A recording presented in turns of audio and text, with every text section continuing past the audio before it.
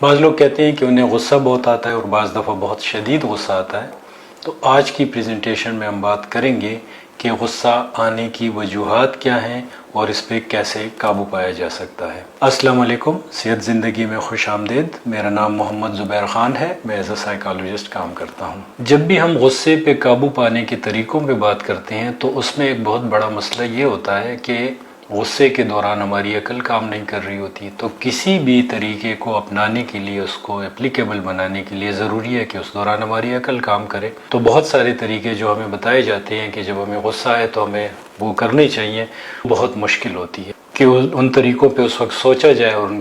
سے کام لیا جائے۔ یہ پریزنٹیشن ان لوگوں کے لیے ہے جو کہ کہتے ہیں کہ پہلے ان کو غصہ نہیں آتا تھا، اب زیادہ غصہ آنے لگا ہے، یا کبھی کبھار زندگی میں ان کو زیادہ غصہ آنے لگتا ہے، وہ چڑچڑے پن کا شکار ہو جاتے ہیں، یا پھر وہ لوگ کہ جن کو اس بات کا شدت سے احساس ہے کہ انہیں بہت زیادہ غصہ آتا ہے۔ جب ہمیں غصہ آتا ہے تو ایکچولی ہمیں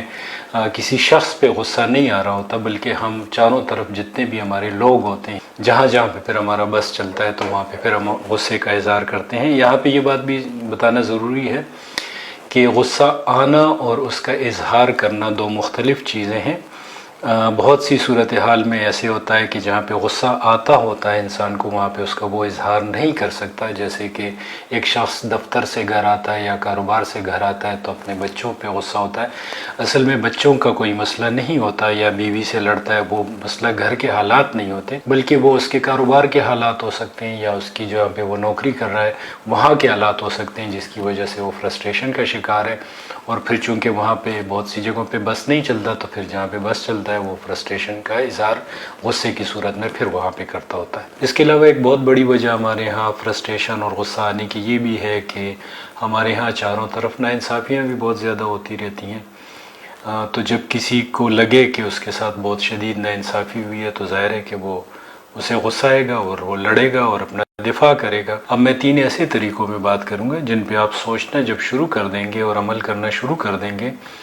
تو آہستہ آہستہ آپ کی غصے کی فریکوینسی، اس کی شدت اور اس کے دورانیے پہ آپ قابو پانے میں کامیاب ہو جائیں گے۔ تو پہلی اپروچ تو یہ ہے کہ یہ سوچنا چاہیے کہ میری جو زندگی کی طرف اپروچ ہے وہ ایگو بیس تو نہیں ہے۔ اگر ایگو بیس سے اگر ہم ایگو لیس ہو جائیں، یعنی انا پرستی ختم کر لیں کہ ہم جو ہیں وہ مان لیں اور اپنے آپ کو کوئی دنیا سے سرٹیفکیٹ لینے کی تمنا نہ کریں، ہم سے کوئی ایسی بات کرتا ہے، کوئی بدتمیزی کرتا ہے تو ہم پھر زیادہ لاجیکل ہوتے ہیں بجائے اس کے کہ ہم ڈیفینس سے ہو جائیں، اپنا دفاع کرنا شروع کریں۔ اس کیفیت پہ جب ہم قابو پا لیتے ہیں تو کافی حد تک ہم نان ججمنٹل بھی ہو جاتے ہیں، لوگوں کے متعلق بھی نان ججمنٹل ہو جاتے ہیں۔ جب جیسے ہیں لوگ ہم ان کو ویسے ہی ایکسیپٹ کر لیتے ہیں، نہ اپنے لیے ہمیں سرٹیفکیٹس کی ضرورت ہے، نہ کسی اور پہ کوئی ٹھپا لگانے کی ضرورت ہے کہ یہ ایسا ہے اور اس سے ایسا برتاؤ کیا جانا چاہیے۔ ظاہر ہے کہ ہر شخص اپنے حالات کی پیداوار ہوتا ہے۔ اگر ہم اس چیز کو ڈیولپ کر لیں، اور ظاہر ہے کہ یہ ایک دن کا کام نہیں ہے، اس پہ ٹائم لگتا ہے، اور جب آپ ڈیلی بیسس پہ اس کو پریکٹس کرنا شروع کر لیں گے، آپ کی ایموشنل انٹیلیجنس جو ہے وہ زیادہ ایکٹیو ہوگی اور آپ اپنی جذبات پہ نظر رکھ سکیں گے کہ اس وقت اگر میں ریئیکٹ کر رہا ہوں تو اس کی بنیاد کیا ہے، کیا میری انا کا مسئلہ ہے یہ، یا واقعی یہ سچویشن جو ہے جس پہ مجھے ریئیکٹ کرنا چاہیے، لاجیکلی یہاں پہ ریئیکٹ کرنا ضروری ہے۔ بعض دفعہ بعض حالات میں عدم تحفظ کا احساس بڑا شدید ہو جاتا ہے اور ہم اپنے آپ کو بے بس اور لاچار سمجھنا شروع کر دیتے ہیں، اور ہم پھر دفاع کرتے ہیں اپنا، تاکہ یہ نہ ہو کہ سوسائٹی میں ہمیں ایک بے بس اور لاچار شخص سمجھ کے لوگ جو ہیں they start looking down upon اس، اور ہمیں حقارت کی نظر سے دیکھا جائے، یا ہماری جو ویلیو ہونی چاہیے سوسائٹی میں وہ ہمیں نہ ملے۔ اور اگر میں نے یہاں پہ یہ زیادتی برداشت کر لی تو اس کا مطلب ہے کہ پھر تو میں کھلی چھٹی دے دوں گا لوگوں کو، پھر تو ہر بندہ جو ہے وہ مجھ پہ حملہ کر سکے گا، فائدہ اٹھا سکے گا میرا۔ اس احساس کی وجہ سے بھی بعض دفعہ ہم جو ہے بہت اسٹرانگ ریئیکشن کا مظاہرہ کرتے ہیں اور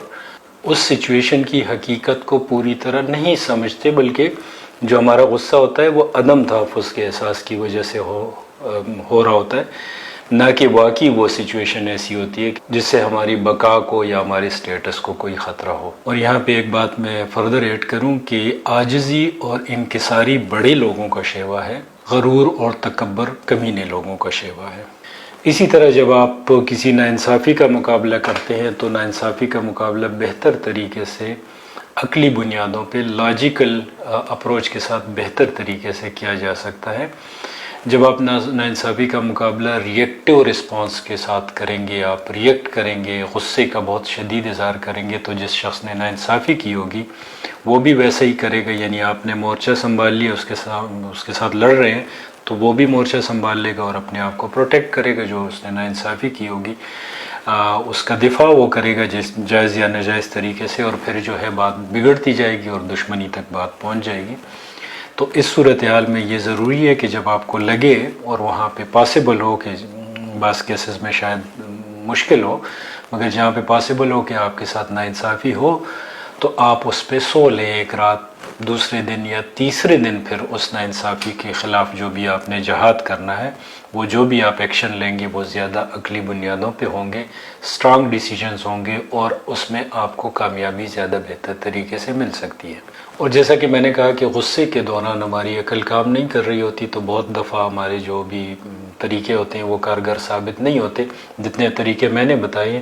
ان کو آپ جب ریگولر پریکٹس کریں گے، اپنا جو ہے اپنی شخصیت کا تجزیہ کریں گے اور اپنے آپ سے سوال کریں گے کہ آخر میری جو غصے فریکوینٹلی جو مجھے غصہ آتا ہے اور شدید غصہ آتا ہے، اس کی وجہ کیا ہو سکتی ہے،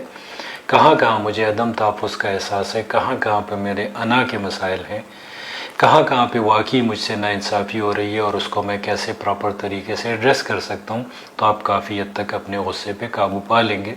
بہت شکریہ اس پریزنٹیشن کو سننے کا۔ جیسے کہ میں نے شروع میں کہا کہ میں ایز اے سائیکالوجسٹ کام کرتا ہوں، تو اگر آپ کو کوئی ایسے نفسیاتی مسائل ہیں جن کے متعلق آپ کو رائے کی ضرورت ہے، تو نیچے اسکرین پہ میرا نمبر دیا گیا ہے، آپ مجھ سے ڈائریکٹ یا واٹس ایپ کے ذریعے رابطہ کر سکتے ہیں۔ شکریہ۔